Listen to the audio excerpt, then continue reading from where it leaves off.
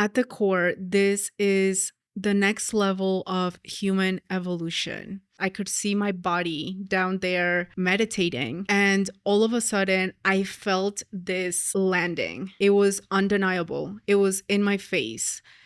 It was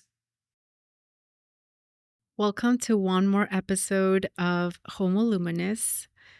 I am your host, Mizuya, and this is the place where we drop survival, reclaim our sovereignty, and step into the most extraordinary version of existence. Today, we are going to talk about oversoul merging. And at the core, this is the next level of human evolution. As a matter of fact, the name of this podcast means exactly that. We are shifting from Homo sapiens to Homo luminous, meaning we are becoming light beings in physical form while still in the physical plane. And so I want to start by sharing my personal experience with oversoul merging. This was in 2021. I was mid deep ascension process, transforming very rapidly at the cellular level.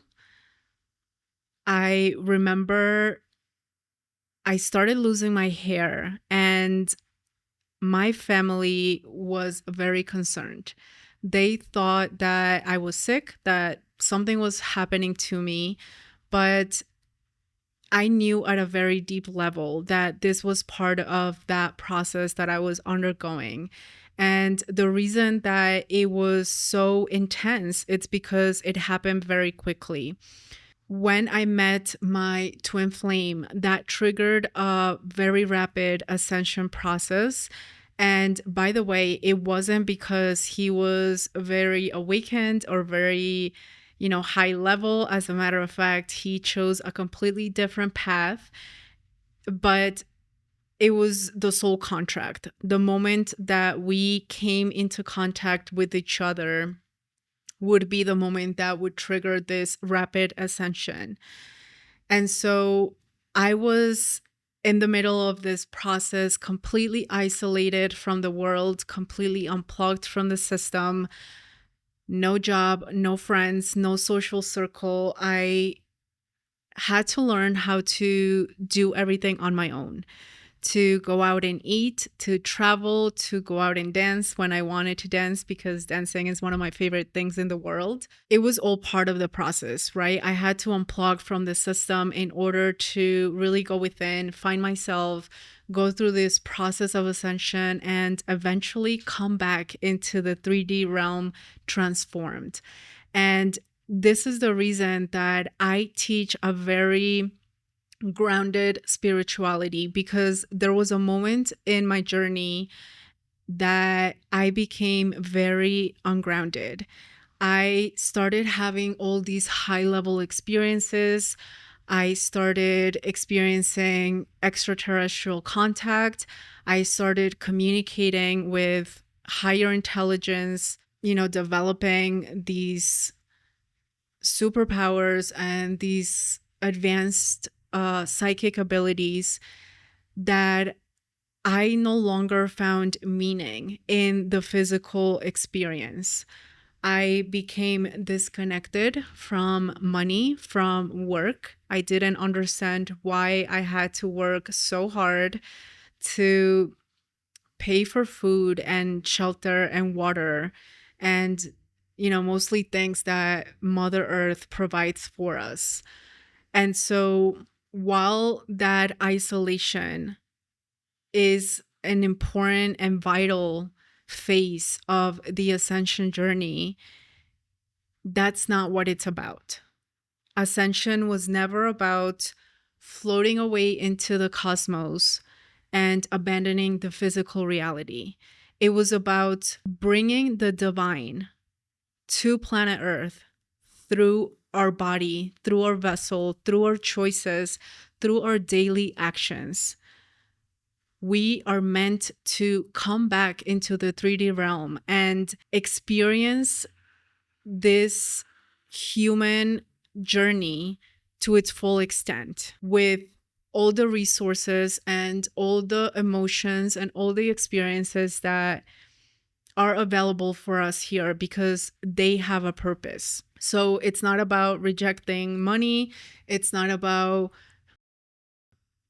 becoming ashamed of sexuality, of power, of all these things. It's about transforming our relationship with all of those things that at the end of the day are resources. And that is how we build an entirely new system, an entirely new planet, right? So I was made this deep ascension process, and one night I was meditating and I had an out of body experience. It was insane. I had never experienced something like that before, but I started seeing from a higher perspective and I could see my body down there meditating. And all of a sudden, I felt this landing. Like I felt it physically in my body as if something had landed. And I remember opening my eyes and looking at my body as if it was alien to me, as if I had never seen it before. And I even said out loud, "This is a nice avatar we got." Of course, at the time, I didn't know what that meant, but I knew that that experience was significant. It felt very powerful, very intense. It became even more intense as the days went by because I had been isolated for a very long time. And the moment I stepped out into the world was when I started noticing what was really happening. It was undeniable. It was in my face. It was too many times where these things were happening to be a coincidence. One of the most particular experiences I had when I stepped out into the world was, the best way I can explain it is, if you have seen the movie Avatar, when they walk out of the chamber, it's almost like they don't know how to walk in their new avatar, right? That's how I felt. I stepped out into the world and it was kind of like, where am I? Who are these people? But the most interesting part was the way people perceived me. They looked at me like I wasn't from here. And it wasn't because anything about my physical appearance had changed, but because they could sense that frequency. They could sense this higher voltage that I was now carrying in my body. It became even more and more crazy as time went by because I started noticing that I was operating from such a higher frequency that I was invisible to some people. And once again, it happened too many times for it to be a mere coincidence. It got to the point where I intentionally would go into places such as a music festival or, different events. And I would walk in and literally nobody saw me. I would stand in front of people and wave and make eye contact to kind of, confirm if they were seeing me or not, and they could not perceive me. I started developing this ability to alter the weather, to tap into massive telepathy, having the ability to communicate with other humans. It was just insane. I see why some people could almost go into psychosis because to the human mind, it is quite literally out of this world. But a deeper part of me was in this knowing that this was always the plan, that this was always what I was meant to do here in this planet. And so I just trusted what I was experiencing. Now, from that point forward, everything changed because I was quite literally a new being. It first started with this higher version of me communicating with me and saying, quite literally, you need to change your name. You are no longer the same person. Up until the point, the people that knew me as Laura. That is my first name. And that was the name that I went by.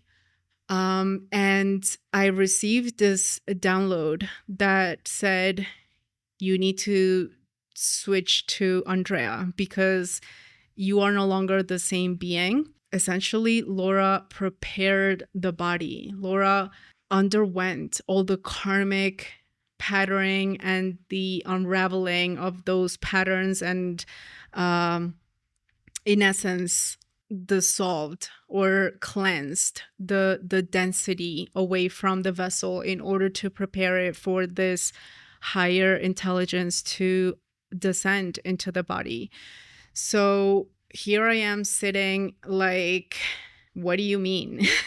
How do I suddenly step out into the world and tell them that I'm no longer this person and I have a new name now?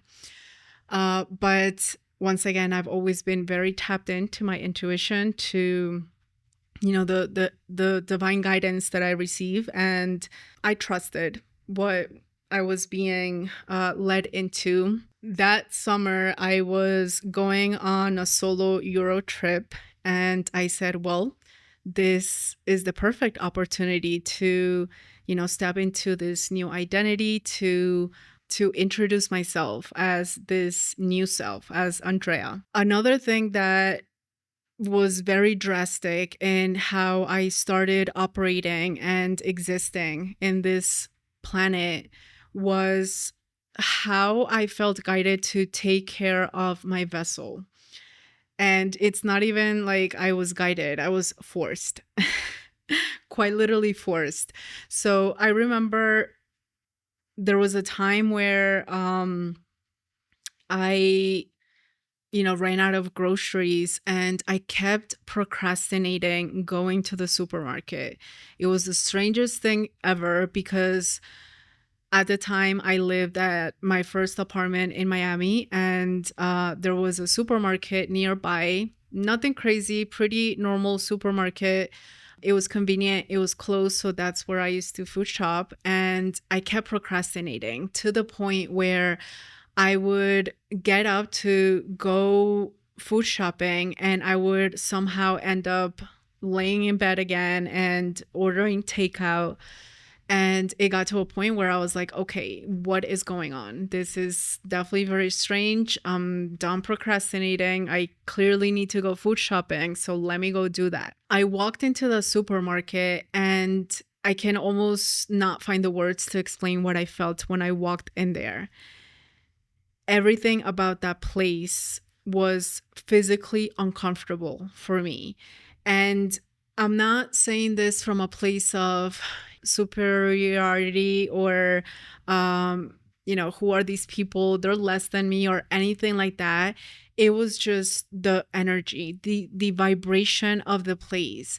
The music was triggering. I almost couldn't bear it. I would look around at the people, the products, and it just all felt so out of alignment. Even then, I grabbed the cart, I started putting things in there, and as I'm reaching into a shelf, I almost fainted. It's like I blacked out for a few minutes. I had to grab myself and I was like, oh my God, what is going on? I remember texting my friend in Mexico and I was like, I just experienced this. I almost fainted. She's like, drop it, just leave the place. Your body's rejecting it clearly, so just go home. In my mind, I'm like, I'm already here. I need food, so let me just take a few things. In those few things that I brought home, there was a pack of chicken breast. And I remember putting it in the fridge. The next day, I go to open it to cook it, and It was completely rotten, completely spoiled. It smelled terrible. And at that point, I'm like, okay, clearly this is not, a coincidence. Something major is going on here. And I received a download of, what are you doing? You are carrying a higher voltage, a higher frequency, and you can no longer treat your vessel the way you treated it. You can no longer put these low density things into your body. You need to honor it. You need to sustain this higher frequency in your body.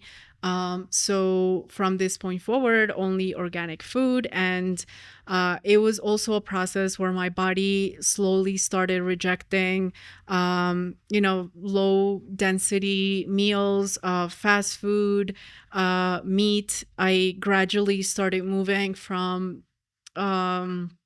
eating my normal meals to pescatarian, vegetarian, vegan. It was a complete detox of my body, and building new habits in order to sustain this higher voltage in my body. Now, I come across people all the time in different stages of their ascension process that, have different views in terms of taking care of the body and cultivating that higher frequency. And many of them tend to, be very resistant to meat and feel the calling to go vegan. I personally think that everyone is different. We all have different, or biologies and systems, and we react different to different things. So for a while my body rejected a lot of things, but one of the things that I found when I descended back into 3D was that meat actually really helped me ground. So I truly believe there's no right or wrong answer here. It's simply about being in tune with your body, with what it's asking you for, how it's communicating with you, what it needs, and really honoring that. But bottom line, everything about my life completely shifted, because at that point I was quite literally a new being, a completely new being. So when I had this oversoul merging experience, I initially intuitively felt that it was a walk-in. And by the way, all these concepts that I'm sharing with you here were things that I never came across in my entire life. Like, I never had heard the word twin flame. I had never heard the word oversoul. I had never heard, the term walk-in. Once again, this all came through experience first, and then the research came after, because obviously I was curious. I wanted to understand what I was experiencing. So I started researching what this was, what this could potentially be, and I came across the walk-in concept, and that made sense to me at the moment.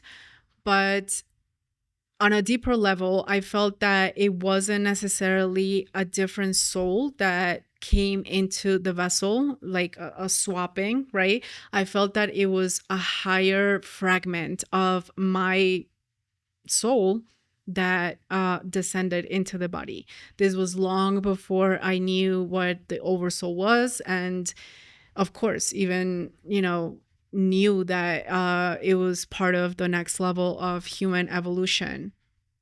To kind of bring it all back full circle, um, the oversoul merging is the experience and the moment when you step into that avatar self. It is the moment where the oversoul, this higher intelligence, descends into the body and merges with your being, right? You can think of the oversoul as the higher self of your higher self. It is the source. And from that oversoul, when it fragments, that's what we know as the individual soul. So this is the reason so many people, sometimes mention, like, I was XYZ in a past lifetime, or the reincarnation of this being. And it's not necessarily that you are the persona. It just means that one oversoul can, or rather fragments into many different souls that are part of that soul family. And so essentially it's codes that we carry, that, you know, in a past lifetime we could know as a historical figure, but in this lifetime we're carrying those same codes. And so once you reach this point, your sense of identity becomes extremely fluid. It becomes formless. You're no longer this or that. You're this and that, right? So for me personally, I never talk about who I was in a past lifetime, because that's not the point. That's not relevant in this lifetime anymore. It's not about who I was and what I did in the past. It's about who I am here and now and what codes I'm carrying. So for me particularly, I carry this very soft, healing, nurturing, kind of unconditionally loving codes. But I also carry this very innovative, very futuristic, very technological, very structured and architecture based kind of codes. And that makes a lot of sense, because essentially that is what we are meant to move into when it comes to building the new earth. But so where I'm trying to go with this is that every single one of you carries very specific codes, carries a very specific frequency, and it is a vital piece of the New Earth blueprint. That's why being your most authentic self and activating these codes and embodying the true essence of your being is so important, because the impact is you, is your presence. And once again, the key here is coherence. So my work is, in essence, the framework that I gave it through my life experience. I gave it structure. I gave it steps based on what I experienced in order to prepare the body for this higher intelligence to descend into it.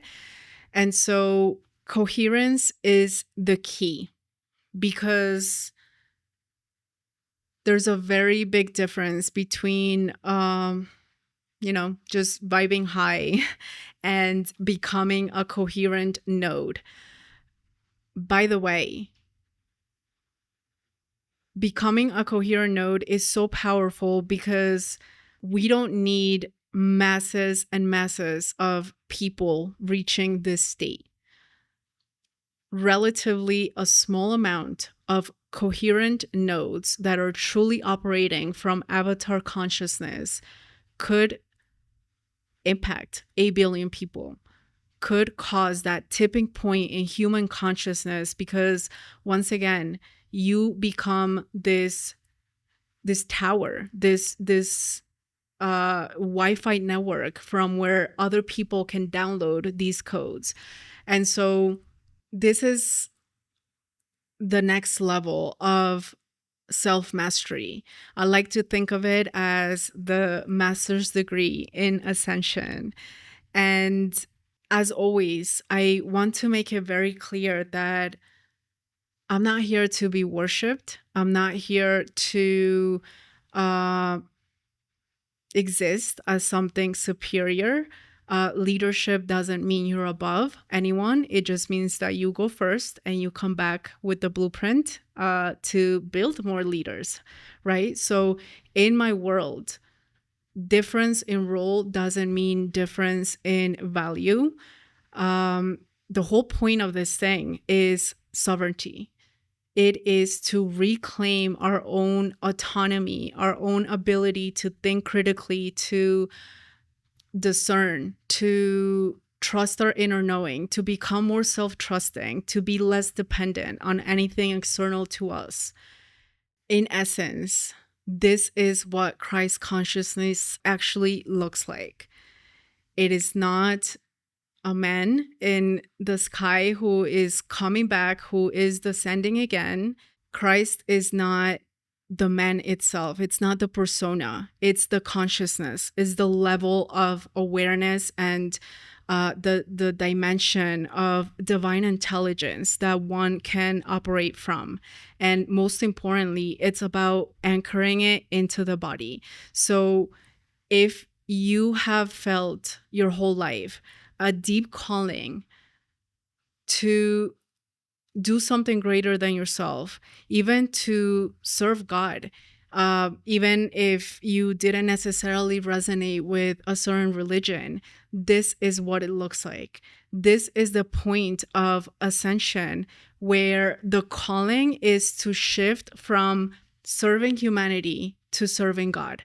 Because when you do the inner work, when you actually step into this level of self-mastery to reach coherence, it is no longer you doing the thing. It is God working through your body, through your being. And that is what divine embodiment really looks like. That is what the plan was all along. So with that being said, I am currently building something unprecedented. And I am so excited to share it with all of you. This is the place where we reach that level of self-mastery, that level of coherence. Once again, it is the framework, the structure that I gave this journey that is meant to accelerate yours. Because for me, it took over 15 years of initiation and preparation, but we are ready to move into the next stage of ascension. We are ready to start building the new earth. And as I always say, the new earth is built by those courageous enough to embody it first. So this is what anchoring heaven on earth actually looks like. And if you want to be the first to hear about what I'm building and access special offers and all the things, I'm going to leave a link below with a waitlist that I am starting. And I definitely invite you to step into this field, to be part of this movement, because that's what it really is about. Our mission is not individual. It has always been about coming together and amplifying each other's gifts, each other's missions, and really anchoring them into planet Earth. So thank you for watching. Thank you for listening, and I will see you next time.